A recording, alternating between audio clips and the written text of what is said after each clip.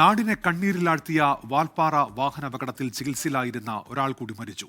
Coimbatore government ആശുപത്രിയിൽ ചികിത്സയിലായിരുന്ന school driver Naushad അലിയാണ് ഇന്ന് പുലർച്ചെ മരിച്ചത്. ഇതോടെ അപകടത്തിൽ മരണം 10 അത്ഭുതകരമായി രക്ഷപ്പെട്ട് ചികിത്സയിൽ കഴിയുകയായിരുന്ന 10 വയസ്സുകാരി മസ്നീൻ ആശുപത്രി വിട്ടു. ഇന്ന് പുലർച്ചെയാണ് കോയമ്പത്തൂർ ഗവൺമെന്റ് ആശുപത്രിയിൽ തീവ്രപരിചരണ വിഭാഗത്തിൽ കഴിഞ്ഞിരുന്ന നൌഷാദ് അലിക്ക് ജീവൻ നഷ്ടമായത്.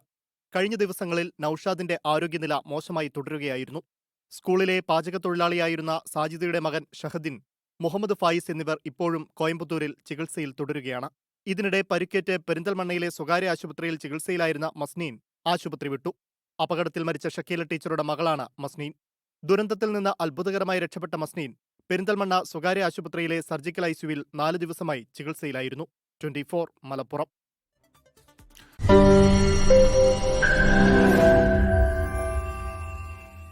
ലോകത്തെവിടെയായാലും ഏത് സമയത്തും 24 വാർത്തകളും ഓഗ്മെന്റഡ് റിയാലിറ്റി പാക്കേജുകളും എക്സ്പ്ലെയിനറുകളും വിശദമായി കാണാൻ ഞങ്ങളുടെ യൂട്യൂബ് ചാനൽ നിങ്ങൾക്ക് സബ്സ്ക്രൈബ് ചെയ്യാം.